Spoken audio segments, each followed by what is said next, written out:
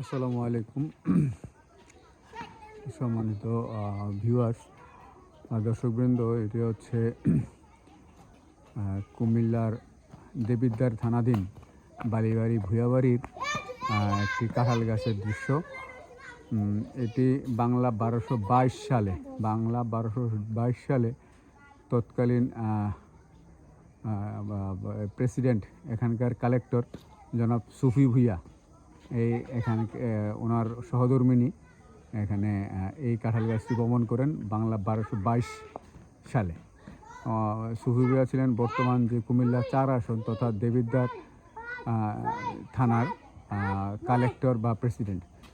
ইনি প্রথম ওনার সহধর্মিণী এই কাঁঠাল গাছটি বপন করেন। বংশ পরম্পরায় এখন আমরা এটার হিস্সা আমাদেরও আছে। আমি হচ্ছি ওনার 8ম জেনারেশন। সুফি ভূঁইয়ার ছেলে ছিলেন ইমাম বক্স ভূঁইয়া, তার ছেলে বক্সু আলী ভূঁইয়া, তার ছেলে ছিলেন আকামত আলী ভূঁইয়া, তার ছেলে রমিজউদ্দিন আহমেদ ভূঁইয়া, তার ছেলে হুমায়ুন মহিউদ্দিন ভূঁইয়া, তার ছেলে আমি এম.এস. ইমতিয়াজ ভূঁইয়া। আমি হচ্ছে 8ম জেনারেশন। তো উনি এটার পরেই এই মসজিদটা নির্মাণ করেন। এটা হচ্ছে কয়েক দফায় সংস্কারের পরে এই লুকটা এসেছে আর কি। তার আগে আরও পুরনো মসজিদ ছিলেন। এখানে আগামীকালকে একটা অনুষ্ঠান আছে, সেখানে প্যান্ডেল। এই বিল্ডিংটা হচ্ছে বাংলার 1222 সালে এটা প্রতিষ্ঠিত হয়। সেই ধারাবাহিকতা তার পরবর্তী বংশ পরম্পরায় এই দালানগুলো, এই বিল্ডিংগুলো হয়।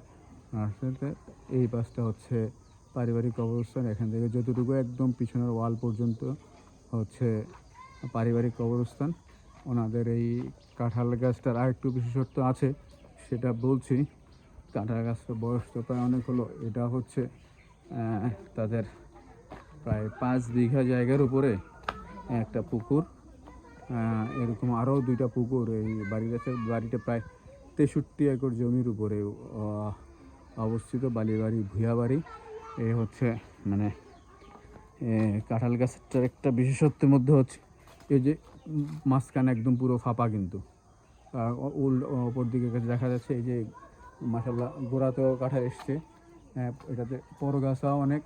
এটাতে আমরা ছোটোবেলায় এটাকে হাজারি গাছ ডাকতাম। হাজারি গাছ বলতে মানে আমাদের সুফি ভূঁইয়ার যারা বংশ পরম্পরায় আছি আমরা, তারা সবাই মিলে এটা ভাগ করে নিতাম।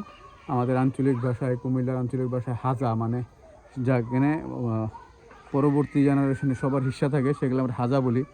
তো এই হাজা গাছ ছিল, হাজার ভাষার বিবর্তনে হাজা গাছটা হাজারি গাছ হয়ে গেছে। আর এমনিতেও এই কাঁঠাল গাছটা এখনই আস্তে আস্তে কম আসতেছে।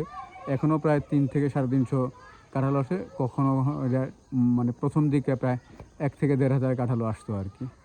তো এই ছিল মোটামুটি বালিবাড়ি ভূঁয়াবাড়ির একটা নাতিদীর্ঘ ইতিহাস এবং ঐতিহ্যবাহী সে কাঁঠাল গাছ।